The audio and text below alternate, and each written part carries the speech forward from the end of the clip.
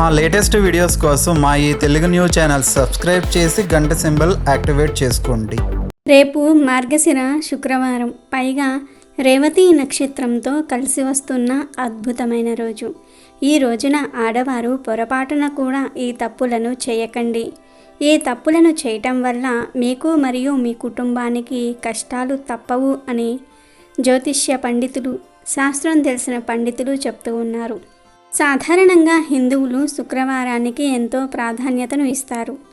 కానీ ఈ మార్గశిర మాసంలో వచ్చే శుక్రవారాలు లక్ష్మీదేవిని విశేషంగా పూజిస్తే ఆ తల్లి మీకు ఊహించని రీతిలో సంపాదనను ఇస్తుంది.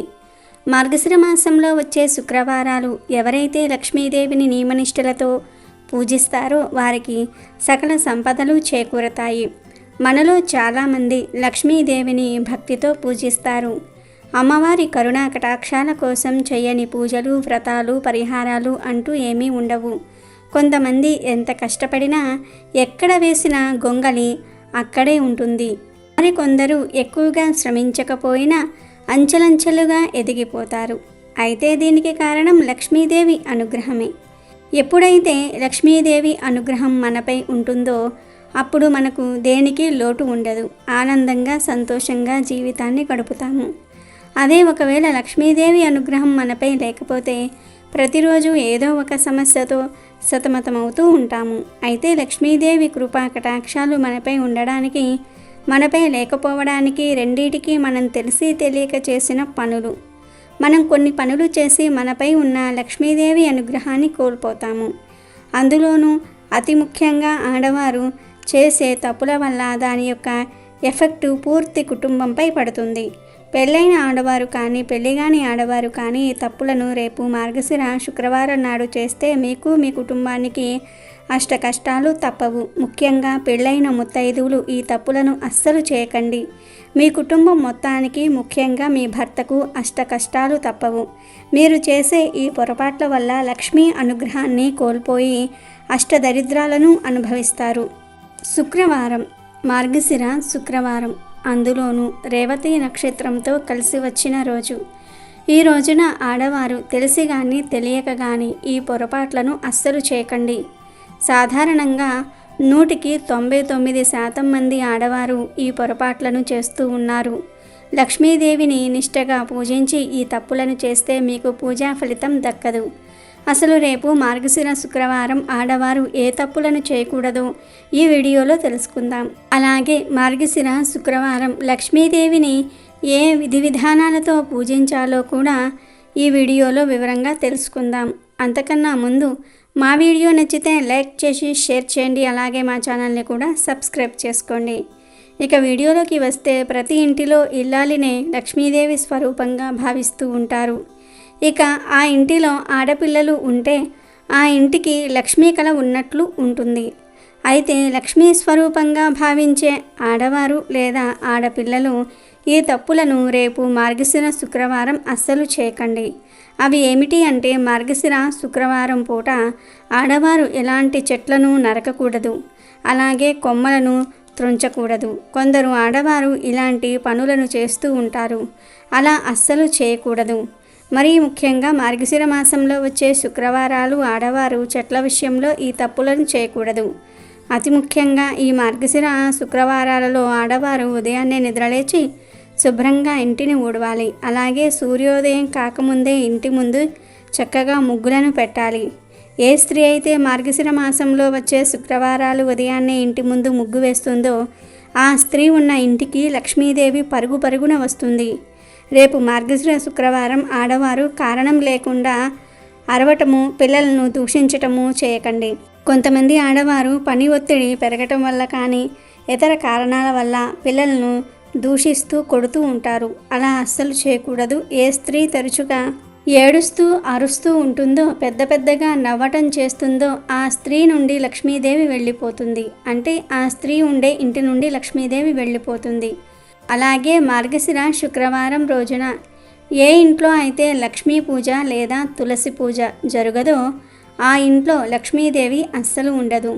రేపు లక్ష్మీదేవికి ఎంతో ఇష్టమైన శుక్రవారం, అందులోనూ రేవతి నక్షత్రంతో కలిసి వస్తుంది. ఇలాంటి అద్భుతమైన రోజున ఏ స్త్రీ అయితే లక్ష్మీ పూజ, తులసి పూజ చెయ్యదో ఆ ఇంటిలో నుండి లక్ష్మీదేవి శాశ్వతంగా వెళ్ళిపోతుందని పండితులు చెప్తూ ఉన్నారు. అలాగే మార్గశిర శుక్రవారం ముందు రోజున రాత్రే తిన్న అన్నం గిన్నెలను కడిగేసుకోండి. వంటగదిని శుభ్రంగా ఉంచుకోండి. మరీ ముఖ్యంగా ఈ రోజున గోవులను కొట్టకండి. మీ ఇంటికి ఏదైనా గోవు లేదా మూగజీవి వస్తే దానిని ఆకలితో పంపించకండి. ఏదో ఒకటి వాటికి ఆహారంగా పెట్టండి. ఇలా చేస్తే మీపై, మీ కుటుంబంపై లక్ష్మీదేవి అనుగ్రహం ఎల్లప్పుడూ ఉంటుంది. రేపు మార్గశిర శుక్రవారం రోజున డబ్బులను, బంగారాన్ని బయటకు తీసుకుని వెళ్ళకండి. అంటే అప్పులు తీర్చడానికి డబ్బుల కోసం బంగారాన్ని ఎట్టి పరిస్థితుల్లోనూ కూడా రేపు తాకట్టు పెట్టకండి. అలాగే రేపు ఇల్లు దులపటం, కడగటం వంటి పనులను పెట్టుకోకండి. ఇంటిలో ఆడవారు చేసే పనులలో చాలా వరకు నీళ్లతోనే పని ఉంటుంది. అయితే ఏ స్త్రీ అయితే ఎక్కువగా నీళ్లను పారబోస్తూ అనవసరంగా నీటిని వృధా చేస్తుందో ఆ స్త్రీ వద్ద లక్ష్మి అస్సలు ఉండదు.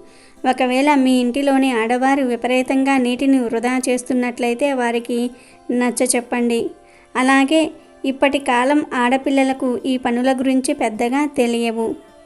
చాలామంది ఆడపిల్లలు బారెడు పొద్దెక్కేదాకా నిద్రలేవరు.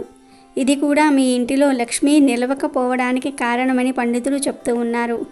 ఏ ఇంటిలో అయితే ఆడవారు లేదా ఆడపిల్లలు బారెడు పొద్దెక్కేదాకా నిద్రలేవరో ఆ ఇంట్లో లక్ష్మి అస్సలు నివాసం ఉండదు.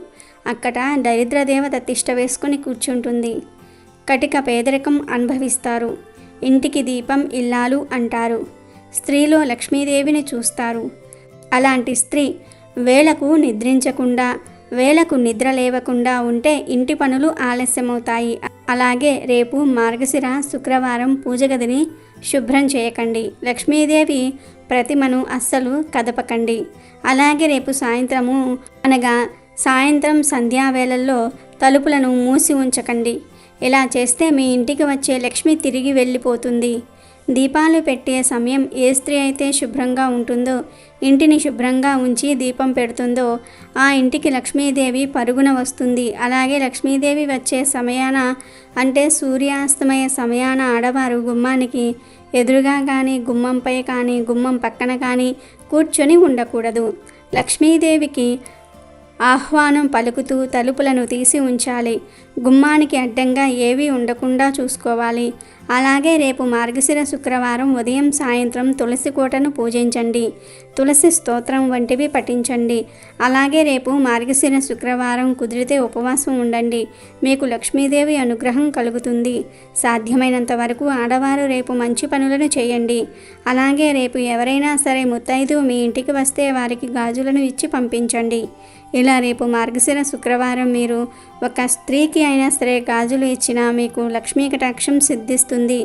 మీరు రేపు అనగా శుక్రవారము రేవతి నక్షత్రంలో చేసే లక్ష్మీ పూజలో లక్ష్మీదేవిని ఎర్రటి పూలతో పూజించండి.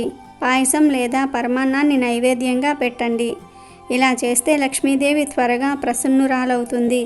అలాగే రేపు మార్గశిర శుక్రవారం మీ ఇంటిని మంచి సువాసన వెదజల్లే ధూపంతో ఇల్లంతా కూడా ధూపం వెయ్యండి. ఇంటిలో అన్ని గదుల్లో ధూపం వెయ్యండి.